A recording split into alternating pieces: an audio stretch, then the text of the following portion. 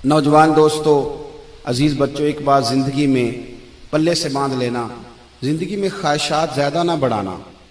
दुनिया में सबसे मजबूर आदमी वो है जो अपनी ख्वाहिश का गुलाम है, जो अपने नफ्स का मुरीद है। ना ख्वाहिशें बढ़ाना मतलब घर में सुबह का नाश्ता करते वक्त ये प्लान करना कि आज शाम मैंने बर्गर खाना है, ये दुरुस्त नहीं है। दोपहर की रोटी घर में अच्छी पकी हुई है, अम्मा ने पसीना उठा के पकाई है, पर साहब कह रहे हैं नहीं, मेरा नफ्स कहता है कि आज मैंने ना पिज्जा ही खाना है। नफ्स की ख्वाहिशात को ना बढ़ाना, ये बंदे को गुलाम बना लेती है। दुनिया में ज्यादातर गुनाह रोजी रोटी के लिए नहीं होते। कि जो लोग जुर्म करते हैं, डाके डालते हैं, करप्शन करते हैं, ये ज्यादातर नफ्स की ख्वाहिशात के लिए। इन्हें दूसरे की गाड़ी परेशान करती है, इन्हें बंगला परेशान करता है। आपको पता है नबी करीम अलैहिस्सलाम ने एक दुआ मांगी है।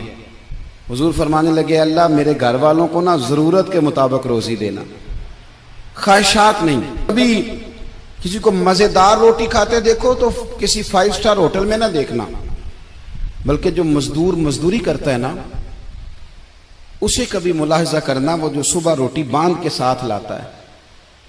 2 रोटियां जब वो लाता है तो रोटियों के बीच अचार होता है, और दोपहर का जब वक्त ढलता है तो साहब वो अचार ज्यादातर पोने को लग जाता है कपड़े को, और मजदूर के कपड़े भी मैले कुचैले होते हैं। वो जो होटलों में जाके रोटी खाते हैं तो वो ढब से बिस्मिल्लाह नहीं पढ़ते, वो ढब से शुक्र अदा नहीं करते, उनको तो किसी को पाल्टी डाली होती है, वो खा रहे होते।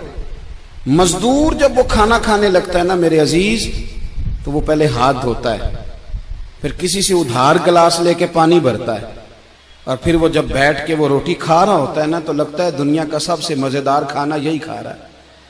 और फिर जब उसको लफ्ज भी सही नहीं आते कि शुक्रिया कैसे अदा करना है, खाने के बाद की दुआ भी पूरी नहीं आती, पर जब वो 2 रोटियां खा के आसमान की तरफ देखता है तो उसकी आंखों की रोशनी बताती है कि इसने रिज़्क़े हलाल खाया है, और जो खाया है उस पर अपने रब का शुक्र भी अदा किया है। ख्वाहिशात को वसी न करो, वसी न करो ख्वाहिशात को कभी भी जिंदगी में। डॉक्टर इकबाल के बेटे ने खत लिखा था इकबाल को कि अब्बा जी आप तो लंदन में हैं, तो मुझे कुछ फीस देनी है, तो अगर इजाजत दें तो मैं किसी से उधार ले लूं। आप ना माँ और बाप को कभी कभी कटहरे में खड़ा कर देते हो जब कहते हो कि पिकनिक जा रही है मरी, जहां से मर्जी उधार लेके दो। आपको पता है फिर आपका बाप बेचारा क्या करता है, किसी के सामने हाथ फैलाना पड़ता है तो बड़ी कमजोरी होती है। वो जब एडवांस मांगता है ना जाके फैक्ट्री के मालिक से कि मेरे बेटे को सैर को जाना है, यानी तेरे नफ्स की ख्वाहिश है और वालिद की गर्दन झुक गई, ये कितनी तकलीफ की बात।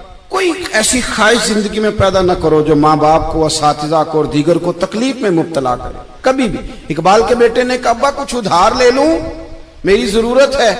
तो अल्लामा इकबाल ने जावेद के नाम पूरी नज़म लिख भेजी, दियारे इश्क में अपना मकाम पैदा कर, नया जमाना नए सुबह शाम पैदा कर, खुदा अगर दिले फितरते शनास करे अता तुझको, सुकूते लाला और गुल से कलाम पैदा कर। और कहने लगे मेरा तरीक अमीरी नहीं फकीरी है, बेटे खुद ही न बेच गरीबी में नाम पैदा कर।